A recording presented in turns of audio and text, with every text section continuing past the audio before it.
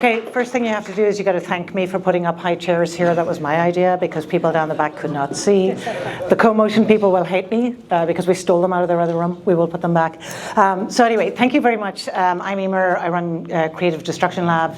It's a mentoring program for super deep tech startups. But the big thing that you should know about is we don't take any equity.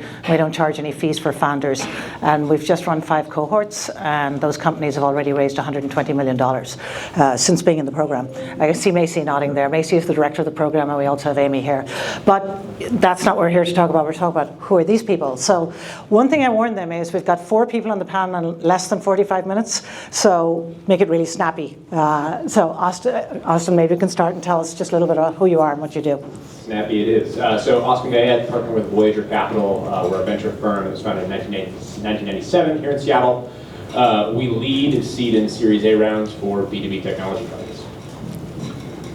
Awesome. My name is Brian Toa. I had a chance to sell my previous startup to Nordstrom, then became the CTO for Nordstrom Rack, and now I'm going back at my second time around and building a startup focused on e-commerce content creation. You'll hear a little bit more about me. And just tell us briefly about what was the startup you sold to Nordstrom Rack? It was enabling salespeople to sell to customers with a mobile platform and an attribution component behind it. And one of the cool things I heard from Brian today was he went from running this small company to ending up at being the CTO of Nordstrom Rack. When you how many people in that organization? 200 folks. Oh, yeah. So for those of you here, acquisition could be a real scaling strategy. Hey everyone, I'm Vaibhav, co-founder over at Boundary. I came from working in AI all the way from Face ID over at Google to hedge funds and decided to try this out. And we basically help build AI infrastructure in a way that where LLMs end up being a lot more reliable and scalable so that software can use AI, not just humans.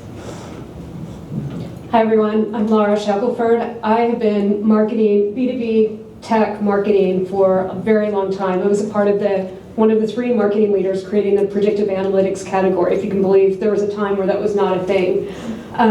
I love AI, I love data in this world, so I was thrilled when I was asked to be a part of the panel. And I am CEO now of Fideri. I'm a team of 4 partners. 3 of us came from Oxford, where we're getting our master's degree in AI, and we've come together to advise on AI strategy. We're rolling out shortly a tech accelerator and an ecosystem of kind of industry leaders in AI. Okay, so I'm going to turn it around a little bit. So Austin, how would you pitch these founders on using Voyager as their venture firm?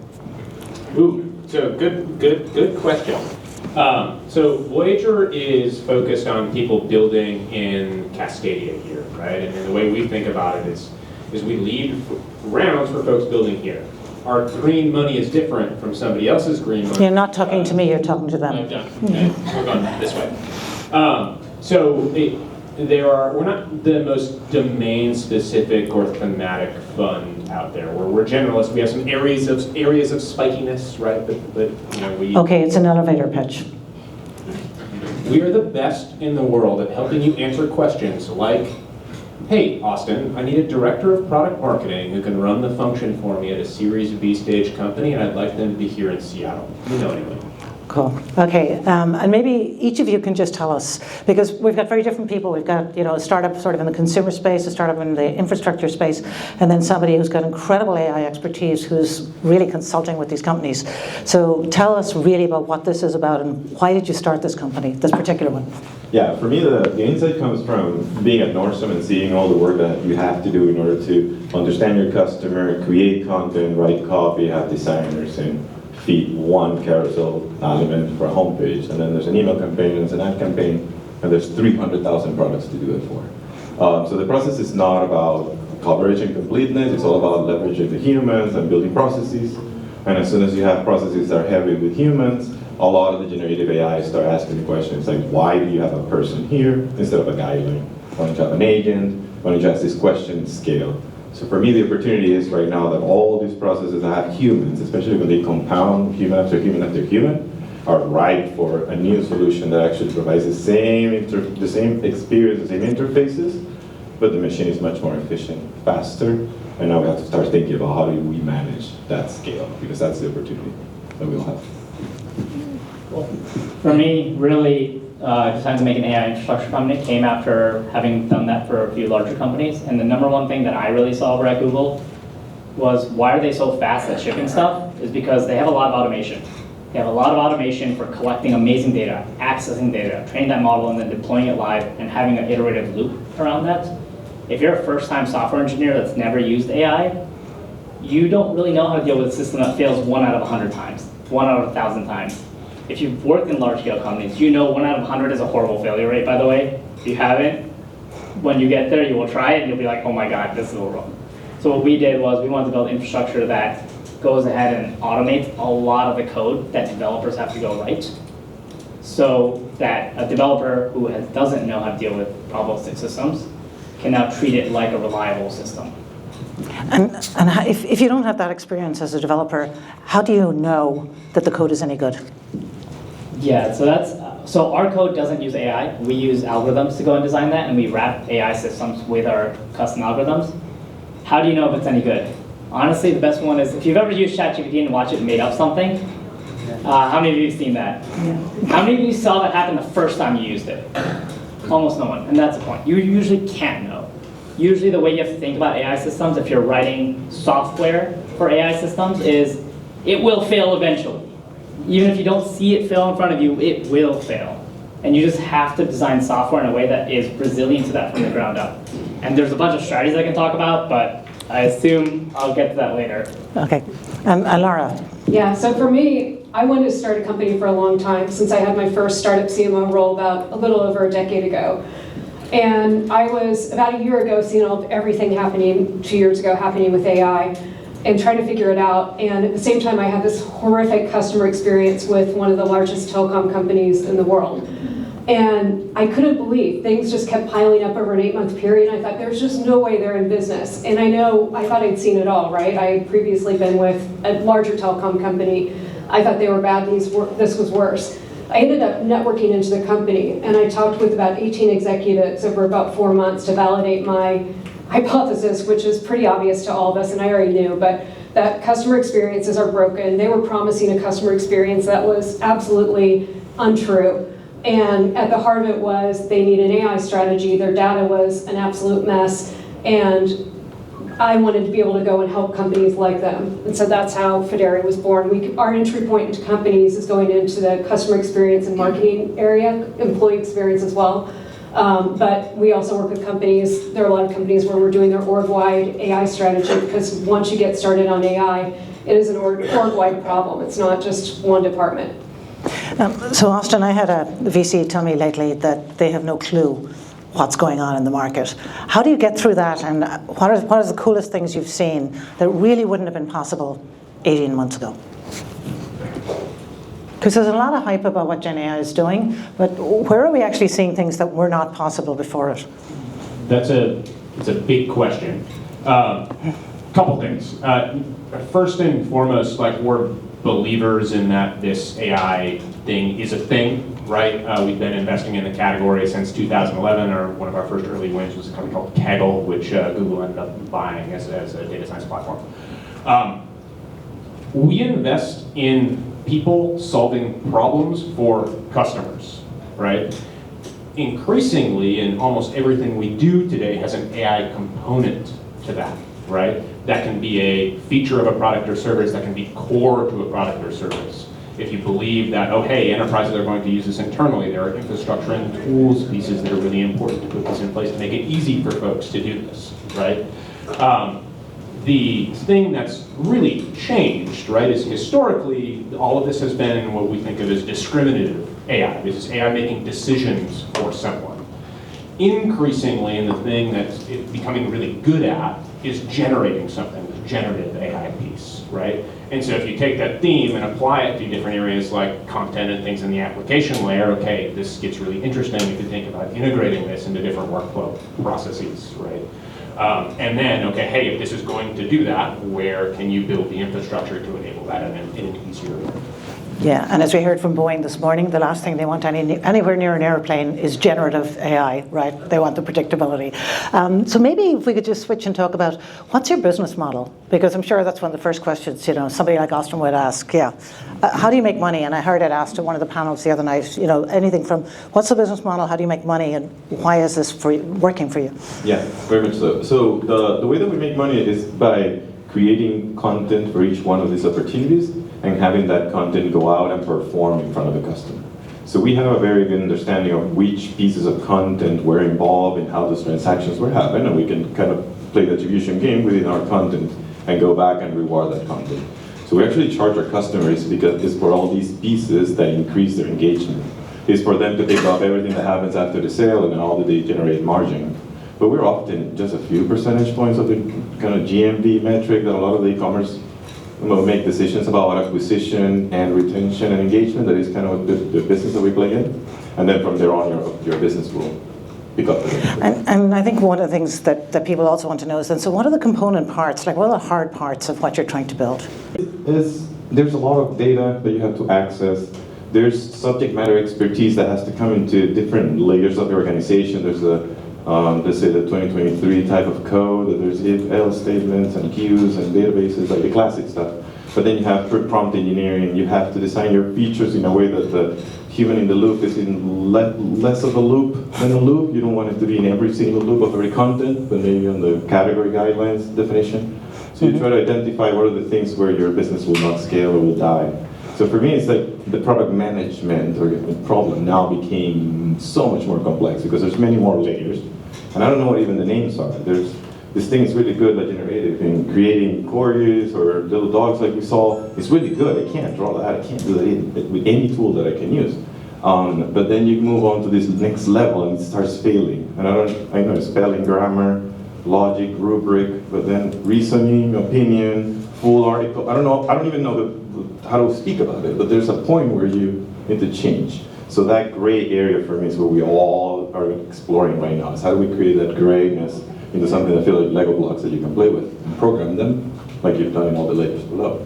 So that's kind of the strategy of how we try to attack this problem. So Vaibhav, how does your solution help that problem? Yeah, should attack the problem with the grayness. Yeah, so the way we deal with that is we try and make it so that, let's talk about like OpenAI, for example. I think that's the easiest one that everyone has seen. So when you go to ChatGPT and you go do something, let's say you copy and paste something from ChatGPT. I promise you, and I kind of know, but OpenAI tracks that click. They know that that click is attributed to you because none of you are going to go and hit that upvote button at the bottom that actually says that this was good. But they know if you copy and pasted it, it's a really good signal that it is actually useful. They feed that back into the model, go build that loop. If you're OpenAI, you can go build this. You have engineers you pay a boatload of money to, blah, blah, blah. What we do with our software is we help you auto-generate that so that if you have a sequence of pipelines, of prompts, like Brian was talking about, these prompts work until a point that they don't. So what do people end up doing? They break down the problem into many small prompts, and then for each of those prompts. But then how do you attribute correctness to it? And once you do attribute correctness, how do you go ahead and build that cyclic loop so that you can get improvements over time? And we kind of do that in our paid offering. So our open source offering is completely free, helps you with that initial loop. But then for companies that actually have a large volume of data or just user feedback coming in to improve their pipelines, we help them collect the data, act as their backend store, and then ideally help them automate their prompt improvements over time. Yeah, and so Lara, because your experience really is going in and telling people how to really use AI. What are the best implementation solutions, savings, whatever, changes of business model you've seen people get from this? Oh, there's so much. I'll start with the beginning, though. What we start with is a readiness assessment, and in every organization, when you're embarking on an AI journey, it's important to figure out where you are as an organization. You'd be shocked, you think that you know where you are as an executive team, and when you do an assessment, we go in and we'll interview each of the executives at the company on the dimensions of leadership, governance, capabilities, and technology. And answers will be wildly different on a scale of 1 to 5 where people think they are. And just that exercise really brings to the surface, wow, the people who are new to the organization are much less bullish on what they think the organization can achieve with AI because they are maybe more realistic. But anyway, that's really, for us, the starting point. Yeah. to drive the transformation. But have you seen any really cool implementations at a corporate level? Many. DBS Bank is a great example. You all probably heard about Klarna too. Klarna talks a lot about how they were able to redeploy 700 customer service representatives. In fact, their CEO got into a bit of, I don't want to say trouble, but he took a tweet down last week or the week before, because it was talking about how they were able to do all these things that were previously done by people. But anyway, they're a big case study about how they're reskilling customer service reps to add higher value, and then they're increasing their customer satisfaction by using sophisticated chatbots to address the more kind of entry-level questions. That's actually a really interesting use case, and again, solving problems for customers. If you look at mean time to resolution for the Klarna use case, they went from 11 minutes down to 2, and they think that's going to attribute $40 million of bottom line profit to the company this year, right? That's crazy. Yeah. Yeah, one example I've used was I talked to the head of IT for AbbVie, and they have about 200 drugs in the FDA approval cycle at any one time. And to get that first round, analysis of data into FDA form to apply for a drug, they would spend $50,000 to $100,000 on a consultant, and that's just gone. So they thought at the time it was going to save them, maybe $10 million to the bottom line, because that first round would be automatically generated. I met him recently, and after 16 months, it's already saved them $150 million just by generating. So Austin, a question I'd love to ask you is, we've got sort of the customer-facing, the infrastructure play, the consultant one. I'm sorry, probably doesn't apply. But what alarm bells go off in your head? What would be the key questions you'd ask about these companies as an investor in this space? Yeah, so specifically on the application side, look, I guess maybe I'll back up. We think about moats. And I'm not going to ask you to answer these, but I want people to think about what would a VC say to you? So we think about moats and defensibility in this category a lot, and it's slightly different on the infrastructure side than the application side. One maybe non-obvious thing here for folks to think about is that getting to human levels of parity or making these models really good is not a durable vector of competitive advantage. And in fact, optimizing for that at the expense of other areas where you can build a moat is a really bad idea. Example, we invested in a company called WellSaid Labs, which does lifelike synthetic speech, right? They can make any voice out on the internet and enable text-to-speech that sounds lifelike, right? They're the first person to do this, or one of the very first. They won deals initially based on how real their voices sounded, right? Today, they no longer win deals because of that. There are so many different ways you can get to a human level of parity voice that's not even in the consideration set for a customer. And if you try to compete on that, they get confused and they're most likely to go with another solution. So think a level deeper about the moat you're creating around an application company, how that fits into the workflow, and what that means for your customers, because it's not that first level thing that we get pitched most often.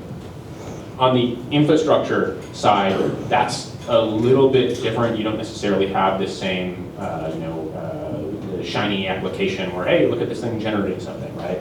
But how do you fit into the existing workflow for development teams?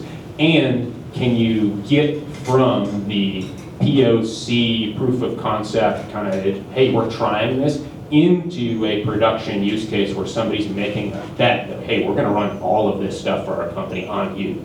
That's really hard, navigating that from a people and process perspective. It's different from company to company, and becoming really good at that over time is a key component to success or failure. Awesome. And I'm not going to make you answer his questions, but what I would love to know is, from a customer discovery perspective, both of you have obviously met with this.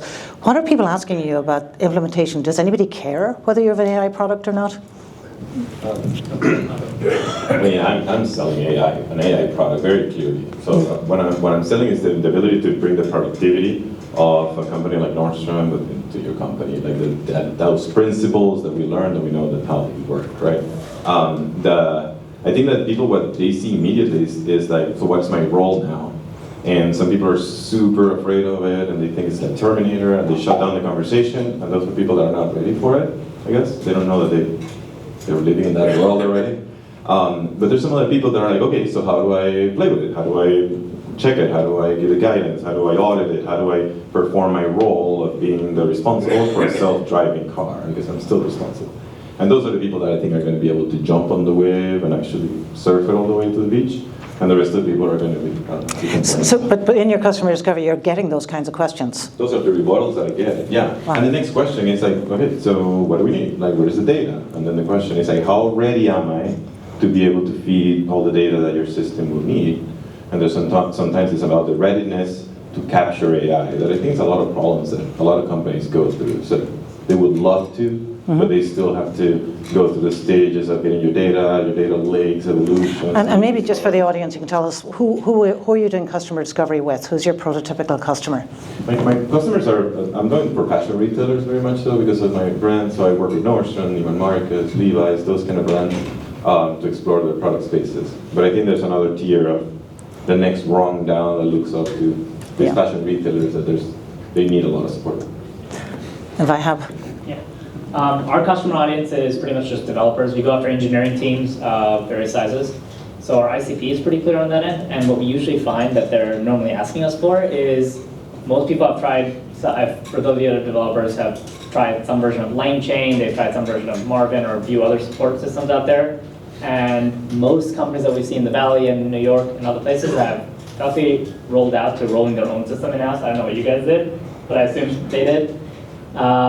And eventually people find it works until it doesn't because they're missing a bunch of other infrastructure. So we usually give them let them try it out the system, and so far, fingers crossed, people have liked it a lot more than every other system they've tried, and it gives them a lot more of the benefits of improving the system much faster. And I think too, because we have a lot of founders in the audience, how did you find them? How do you find those first customers?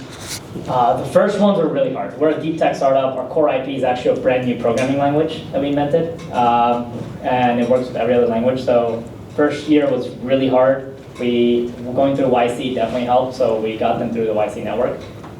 This year we've been growing it out mostly through marketing channels of various kinds, LinkedIn. Hacker News works really well. We had a couple blog posts go really well on there, so that works really well. But developers are inherently a hard beast to sell to because developers hate being advertised. I'll be honest, I'm a dev. If someone calls me, I'm shutting that down right away. I don't want it. If someone emails me, delete, spam, I don't want it. I think the best product is really developers like is ones developers recommend. So what we're going after is just developer love. And like as long as developers use it and they like it, they seem to be sharing it. We got our first few referrals and our first few renewals coming in after a year or so. Congratulations. And Laura, what sort of customers are you seeing are the most sort of ready for this? Sure. We work with a lot of mid-market, upper mid-market, lower enterprise customers. They're surprisingly more tech companies than you would imagine because you'd think they'd all be set, right, and leading the way. But a lot of the tech companies, their marketing departments are, feeling the strain of how do they move faster and how do they get their teams ready for AI. Also, same thing in customer experience. Yep. Okay. And Austin, to come back to you again. So, most of our lives are pattern matching, right? And just experience makes us better pattern matchers. What sort of pattern matching, what sort of patterns are you seeing emerge amongst the companies that are getting funded right now? Do you mean, by venture capitalists or by sort of the corporate dollars in the space? Those are the two different answers. Okay, then give me both. Yeah. So on the sort of corporate, the OpenAI, that side, right? Like huge, deep bench of technical talent. These are startups that look like large companies already, right? There are reasons for this. There are lots of these big platform companies trying to drive their core businesses through AI and compute, right? So that's kind of leave that over here. On the startup side that are getting funded by VCs, it's actually not too dissimilar from what we see what we've seen in software for a long time, right? These are folks with an earned secret about the world, right? They have deep sort of domain knowledge in an area and kind of, hey, here's where the bodies are very part of the pond, and here's a problem that needs to be fixed. And by the way, I have an opinion about how to fix it. there's generally somebody with a deep level of technical expertise in how to build a solution here. And then these are also folks that can build teams, right? Like it's not just the two sort of co-founders. It's, hey, can you build a team around you? Can you attract talent? Can you attract other customers, right? Like all of those are key components to the people around this. And we've got a bunch of serial entrepreneurs on the stage here, but I know there's some first-timers out here. So if they don't have that, how do they get you on their side? Like if they don't have deep knowledge and the experience like Brian has that says, well, I ran a team of 200 people doing exactly this before, how do they get your attention? So we're all pretty accessible and easy to find on the venture side, right? If you can't find one of us or find our emails or figure out a way to get to somebody who we know, you're probably going to have a really hard time getting customers too, right? Because again, we're way easier to reach and at least have a first conversation with a sale to a venture person, right? Than certainly an engineer who you're trying to cold email, right? Look, just reach out. It can be through our networks. It can be cold. It can be walking up to us at an event like this. Like you shouldn't be afraid of trying to talk to one of us. Awesome. Okay, I want to get the audience, because I think we've had a lot of panels, so I want to have the audience ask some questions, but quickly, I have one more. I would like to know, what's so different about starting the company this time with the tools you have compared to last time? It's awesome. I'm super excited, let me tell you. I remember having to hire a lot of engineers to be able to break that very first level of value generation. And then you have all the back office and all that work.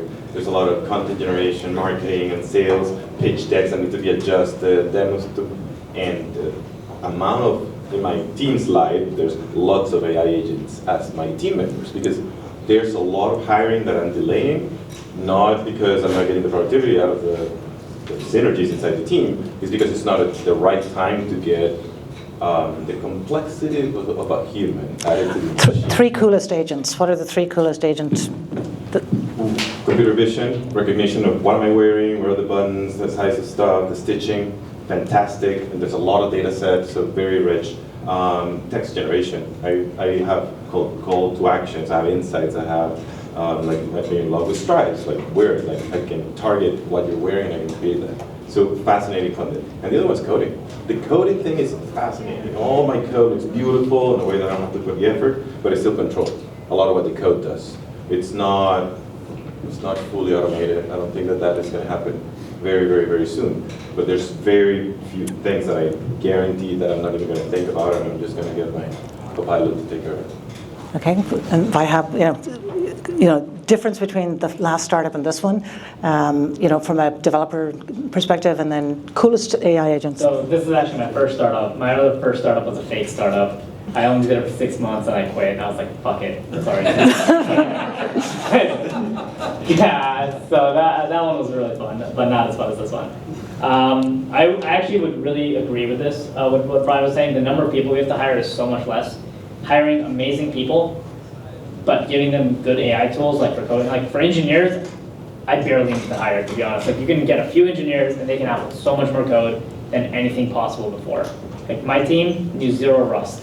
Rust, for those that don't know, is a fairly weird programming language, not something most people will ever learn, just because most shops don't use it. Like my shop, for example, has shifted over to using it completely.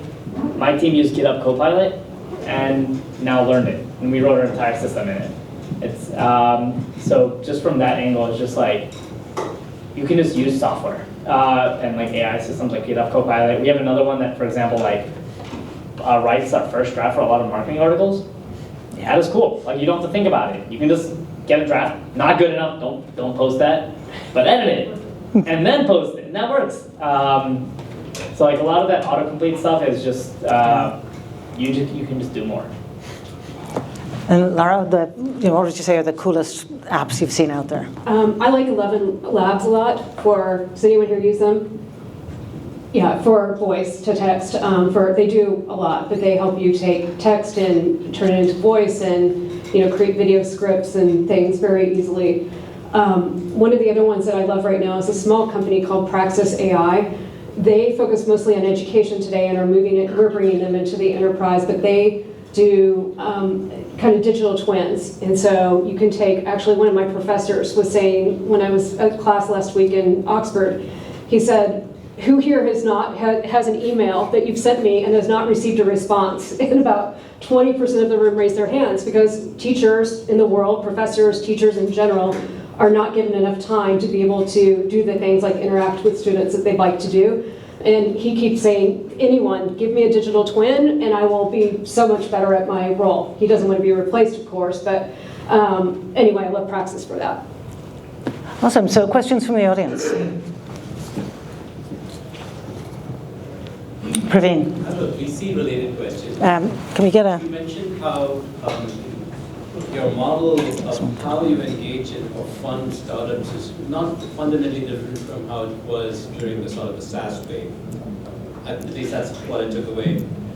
Don't you think there's actually the things are moving like at least 5x faster, and so perhaps some of the sort of the assumptions of that period of time may not play out for this cycle? And Austin, can you repeat the question? Yeah. So the question, if I can paraphrase, was it doesn't sound like, Austin, your framework for evaluating companies has changed much from the SaaS era. The AI world is moving extremely fast right now. Do you think pieces of that framework might need to change going forward? The short answer is yes. The pieces of that we have changed maybe a little bit is where we're focused within sort of the AI landscape and technology landscape, right? So something like a foundation model company today is not an area for us to play in as a small early stage venture firm. At the end of the day, though, based on where we focus in sort of the B2B technology, the enterprise world, right? Sometimes customers care that you're using AI to solve a problem for them. Eventually, they probably will not, right? And so, again, like we come at this from a problem solution perspective. The technology is incredibly interesting, right? But if we don't have a good handle for, okay, hey, this is the problem, this is what solving this problem is worth to an end customer, it's very difficult for us to underwrite investments. So we start from there and then edit that framework instead of the other way around. Hopefully that makes sense. Okay, other questions? Really? Okay, Austin, what is one question you always find gets people off their game when you ask it as a venture capitalist? One question. I try not to ask weird gotcha questions. And I'm not looking for a gotcha. What's the one that people kind of fumble with the most? If I'm trying to tease out, hey, is there really an earned insight here? I don't know if you know the 5 whys framework or something similar, right? But sort of keep drilling down into a piece of the problem with somebody until there's either an answer or not. Usually that's how I go about it, not necessarily in the pointy way, but in an effort to try to understand. And if that doesn't get more clear and instead gets less clear, that's usually a sign that somebody doesn't have that earned deep insight, right, that we're looking for somebody trying to solve one of these problems for us. Yeah, and maybe I can to you then anymore, Brian, because I think one of the things that's very interesting for an awful lot of startups is definitely this whole customer piece. I mean, you came out of this area, you went into it. How tech, forward are, I don't think of like fashion and retail people as being that tech forward. I would say that it's surprisingly how much technology is behind these businesses, because they deal with inventory, and inventory is very much databases and a lot of managing the flowing of these goods. They have to flow through truck networks or shipping networks that kind of are very similar to the problems with computer science. So I think that there's a lot of compatibility, and you find a lot of folks coming from other tech companies into the Walmarts, the Targets, and Nordstrom that are solving this problem. What I find is that you could be really good at insights and analysis, but it's a lot of the human way 2023 kind of approach. A lot of the content writing, it's like creating magazines where you have one cover, you have to nail it, and newsstands, a little bit like old model. you move to Netflix, and Netflix is shooting content to every single mini segment that exists. Yeah. So that evolution, you're seeing it on TikTok, Instagram, very much the micro segmentation. So it is happening. It's now time for the industry to get up. And maybe Vaibhav? Vaibhav, yeah. Vaibhav, I'm so sorry. You're a relatively new entrepreneur then. What's the biggest piece of advice you give to first-time entrepreneurs? Make sure you actually want to do it. For people that haven't done it, here's advice that I got from someone else. You'll make less money, you will have less control, you will work more hours, and you will have less influence. And if you want to do all those things and you still want to do it, you should probably go be a founder. And then if you get past that and you actually want to get past the fundraising part, a lot of it's like how badly do you believe it, and it's just a numbers game. Meet with as many VCs as possible, and someone will write you a check eventually, as long as you actually believe it and you have customers. Like, get some customers and just, So we have a question. Yeah, I've got a question for you and for Brian. One of the things that I find is that it's really expensive to learn by doing as a founder. What's the most expensive learning that you've had on your journey as a founder? And can you repeat the question? Yeah. The most expensive learning? The question was, what's the most expensive learning that you had as a founder? Mine personally was that you think you're doing sales, think again and go do sales. Like, that is probably the hardest thing, like, especially coming from, like, our team is very technical, so like coming from a technical background, like doing sales and doing sales are two different things. Go do sales. For me, it was make sure that you don't make decisions, let the market and your customer make the decisions for you. I had a lot of ego starting my first startup, and I wasn't sure the parts that I needed to guess, because I was implementing an infrastructure for a platform that didn't exist, and I needed to guess that one.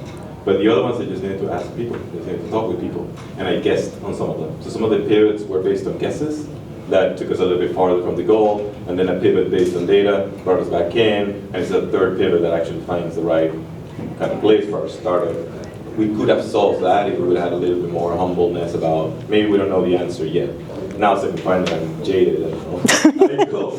Market research. And one last one too for you, Laura. What's the most expensive learning you've had around this space? Yours, exactly, which is sell, sell, sell. I'm great at networking and forming connections. I'm blessed with a wonderful network, and that is completely different from selling. You want to leverage your network to get into opportunities, for sure, but you have to have your eye on selling. You have a pipeline, you're working your pipeline just like you would if it was not your company. Weirdly, when it's your company, you kind of, I don't know, somehow it's easier to get comfortable in the network versus selling. Yeah. ABC, always be closing. Please give them a round of applause. Thank you. It's awesome.